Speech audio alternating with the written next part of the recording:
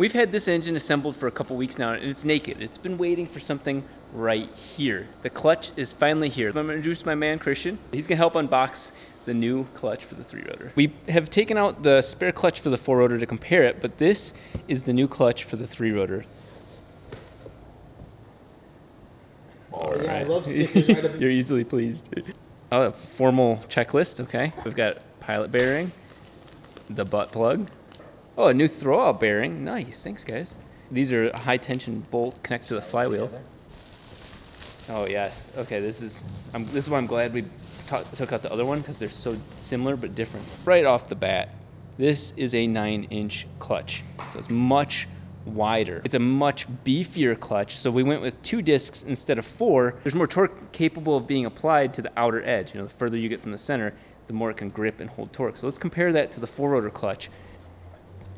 Wow, what a difference. Way different. Yeah, couple different ways of doing the same thing. The 4-rotor clutch is much smaller in diameter, which allows, you know, faster revving, all that sort of thing. This is definitely meant more for a very, very race type of application. I didn't know that. I actually didn't know that these 7 1/4 or 7.5 inch clutches are meant for high revving engines, you know, fast revving engines.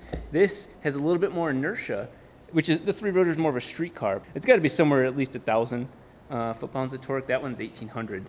This one's at least 1,000. 3-rotor, for reference, last time we dynoed it made just shy of 700, and we were going on up from there. I did option out for more of a street flywheel, so it's still lightened a little bit, but this is more of the heavy-duty one. We're gonna go ahead and just put the clutch on there and see if it threads onto there. Yeah, okay, yeah, you're on it.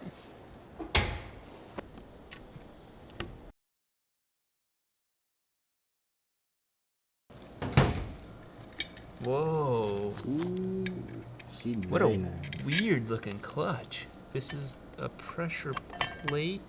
Oh, there we go. There's the business side of it all. They're way out there, which is where you get that grip or that clutch from. And there's the intermediate plate. And there's the other disc. So we're gonna take one of these and go try it again, just to make sure that this spline works. There we go. Sure enough. No way, that's crazy. Okay, so I mean, I knew that they weren't gonna mess it up, but I'm just confused why the GM splines, which are these, also work with the 4-rotor, which should be a FD. I'm gonna have to do more research to figure out, maybe when I ordered the FD trans, maybe I was planning ahead. I don't know. What we're gonna do first is put the flywheel on. Pretty straightforward. We're then gonna clean off the face, but don't worry about that yet. These bolts are 12/9s, and they're meant for some serious torque. A little bit of thread sealer. Delicious. Just like that. These would be a pain in the ass if they de-threaded or backed out. It's just like getting oil on the clutch. One of those sort of just annoying situations. Oh, my flywheel's gone. Yep. Yeah, that could be really dangerous. In there.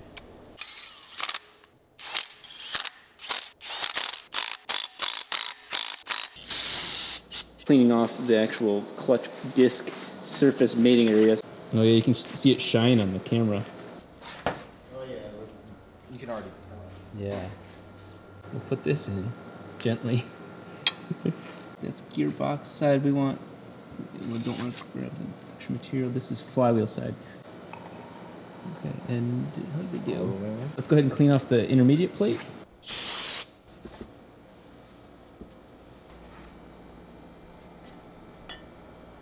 It's like some sort of like Indiana Jones thing. For real.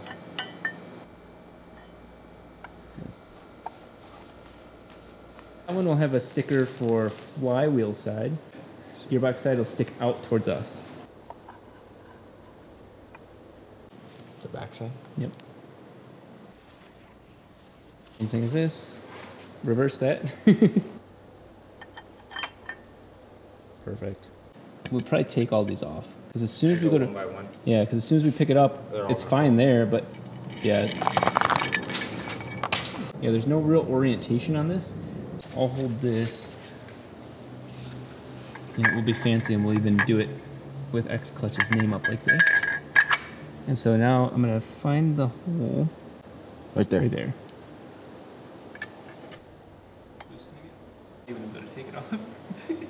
Oh yeah. Oh. Okay, it stopped right there. And then we'll do another one on the bottom side. Yeah, so we'll get one on each side as well. You just only hand tighten those two, and the clutch is already grabbed. If you loosen them back up, I'll be able to spin this by hand. But because you tighten them just enough, that's what's so important about evenly doing all this. This is going to take a little bit of time, and I probably won't film all of it. But we're going to go ahead and star pattern and then torque them all down, so that way it evenly puts pressure on the clutch. We have half of them on right now, and we're actually just going to do a quarter turn on each of these and make sure that still works. It's interesting because you're actually not torquing the bolts down yet, you're actually engaging the clutch. And you gotta make sure the butt plug slides in and out easily. When you don't have that aligned and you go to try and install it in the car, it is the worst mistake you'll never do twice. We're gonna go ahead and put the other 10 in and then torque them all down evenly. Chris just cleaned up the first of the 2 engine mounts, and as you'll notice, one of them is aluminum, one of them is steel. He also took off the rubber part that is for the Cosmo engine because we're gonna be using FD RX-7 engine mounts. That looks better than the ones that mine that are in the trash. That's that one. There's the steel one, and there's the double prong problem down there. This we no longer need. We can save that for anybody that has a Cosmo. You can use it as a hockey puck. Yes, actually, it's funny you mention that because people put hockey pucks in there. You can actually drill through the center of a hockey puck and actually use it as an engine mount. That's funny. Yeah. Let's throw this bad boy on. Yeah.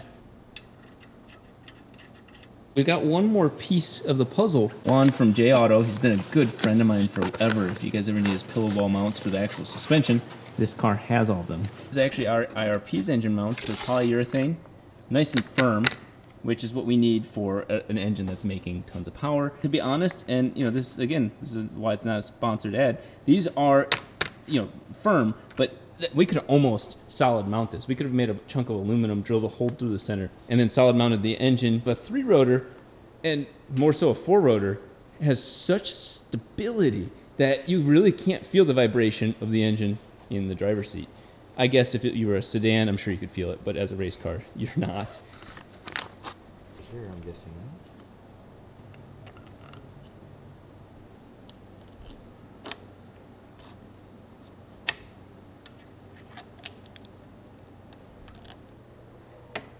That way you're not clamping to the mount itself, so we keep that good.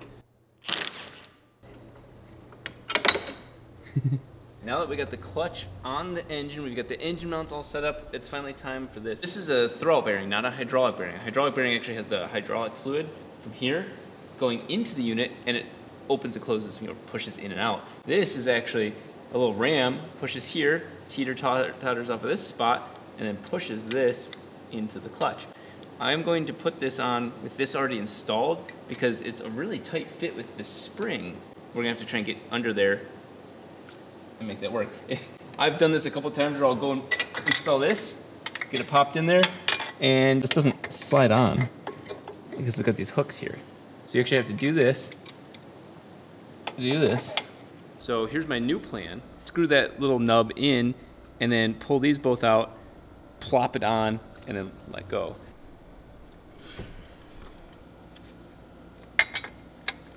Just gonna try to pull these out. Please, please, please. Yes. That's working throwout bearing. Yep. This goes on right here. So when you press that pedal, you're pushing this piston out, pushing this out. When you push a hydraulic line out and then back in, it's got the same amount of flow both ways. You can actually get what's called a flow control valve. That's how you can cut really consistent 60-foot times on a manual transmission, because you literally tune the clutch line, the hydraulic line, to slip the clutch the perfect amount. Drop the clutch, but you're not dropping the clutch and it's gonna break drivetrains. It's slipping it the exact amount every time for you. That's the flow control valve. You can go this way easily, pushing the clutch pedal in, and then once it goes back out, it has to go through a really small valve. This was actually on the 3-rotor for a long time. We could put it back on there. Oh no, I take it back, it's a Another Honda. stock part. It's a stock part, but we're actually using this little scissor jack to pick the transmission up. This is the transmission drivetrain. We want to tilt it up so that way when we get the engine in, we can have it slightly tilted, get them in, and then set them down.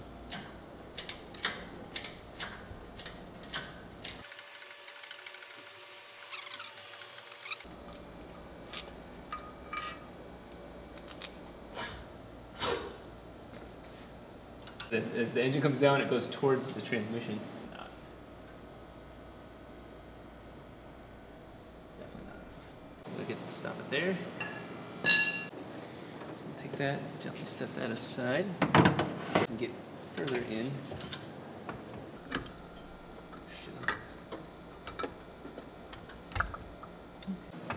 So we're gonna go ahead and we have to get a harder angle.